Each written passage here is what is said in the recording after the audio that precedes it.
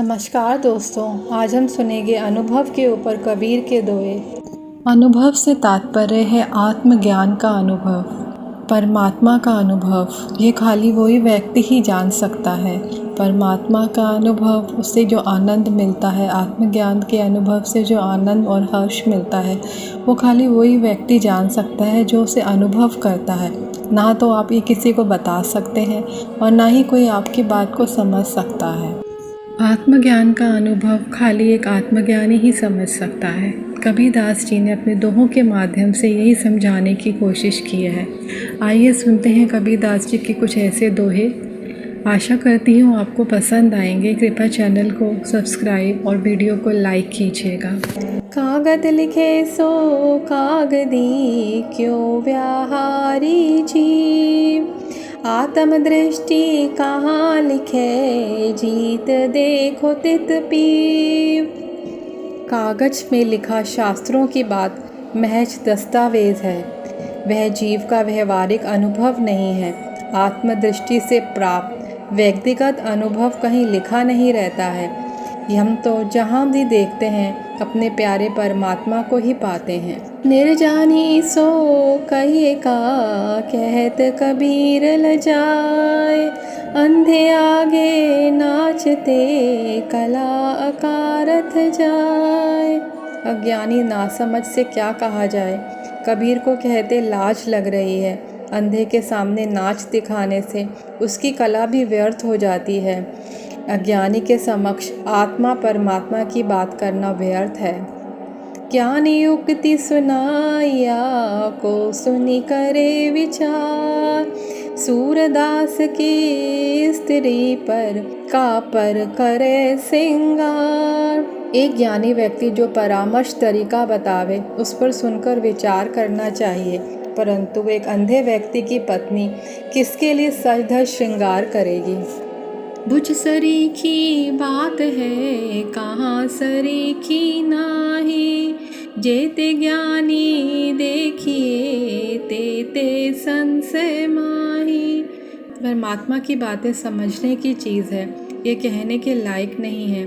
जितने बुद्धिमान ज्ञानी हैं वे सभी अत्यंत भ्रमने हैं। लिखा लिखी की है नहीं, देखा देखी बात। दुल्हा दुल्हन मिली गए, फीकी परी बरात। परमात्मा के अनुभव की बातें लिखने से नहीं चलेगा, यह देखने और अनुभव करने की बात है। जब दुल्हा और दुल्हन मिल गए तब बारात में कोई आकर्षण नहीं रह जाता। भीतर तो भेदा नहीं, बाहिर कथय अनेक। जो पाई भीतर लखी परे, भीतर बाहर एक। हृदय में परमात्मा एक है, लेकिन बाहर लोग अनेक कहते हैं। यदि हृदय के अंदर परमात्मा का दर्शन हो जाए तो वे बाहर भीतर सब जगह एक ही हो जाते हैं। ज्ञानी तो निर्भय भया, माने नहीं संग। इंद्रिन करे बसी परा, भुगते नरक निशंक। ज्ञानी हमेशा निर्भय रहता है, कारण उसके मन में प्रभु के लिए कोई शंका नहीं होती। लेकिन यदि वह इंद्रियों के वश में पड़कर विषय भोग में पड़ जाता है तो उसे निश्चय ही नरक भोगना पड़ता है। आत्मानुभव जब भयो, तब नहीं हर्ष विषाद। चित्रा दीप सम हवे रहे, तजी करी बाद विवाद। जब हृदय में परमात्मा की अनुभूति होती है तो सारे सुख दुख का भेद मिट जाता है। वह किसी चित्र के दीपक की लौ की तरह स्थिर हो जाती है और उसके सारे मंतातर समाप्त हो जाते हैं। आत्म अनुभव ज्ञान की, जो कोई पूछे बात। सो गूंगा गुड़ खाई के, कहे कौन मुख स्वाद। परमात्मा के ज्ञान का आत्मा में अनुभव के बारे में यदि कोई पूछता है तो उसे बतलाना कठिन है। जैसे एक गूंगा आदमी गुड़ खांड सारी खाने के बाद उसके स्वाद को कैसे बता सकता है।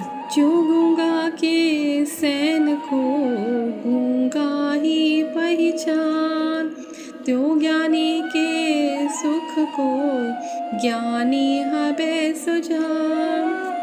गूंगे लोगों के इशारे को एक गूंगा ही समझ सकता है। इसी तरह एक आत्मज्ञानी के आनंद को एक आत्मज्ञानी ही जान सकता है। वचन वेद अनुभव युक्ति आनंद की परछाई, बोध रूप पुरुष अखंडित कहबे मैं कुछ नाही। वेदों के वचन, अनुभव, युक्तियाँ आदि परमात्मा के प्राप्ति के आनंद की परछाई मात्र हैं। ज्ञाप स्वरूप एक आत्मयादी पुरुष परमात्मा के बारे में मैं कुछ भी नहीं बताने के लायक हूँ। अंधों का हाथी सही, हाथ टटोल टटोल, आँखों से नहीं देखिया, ताते विन विन बोल। वस्तुतः ये अंधों का हाथी है जो अंधेरे में अपने हाथों से टटोल कर उसे देख रहा है। वह अपने आँखों से उसे नहीं देख रहा है और उसके बारे में अलग अलग बातें कर रहा है। अज्ञानी लोग ईश्वर का संपूर्ण वर्णन करने में सक्षम नहीं हैं, इसीलिए वो अलग अलग तरीके से उसका बखान करते हैं। अंधे मिली हाथी छुआ, अपने अपने ज्ञान, अपने अपने सब कहें, किसको दीजिए कान। अनेक अंधों ने हाथी को छूकर देखा और अपने अपने अनुभव का बखान किया। सब अपनी अपनी बातें कहने लगे। अब किसकी बात का विश्वास किया जाए।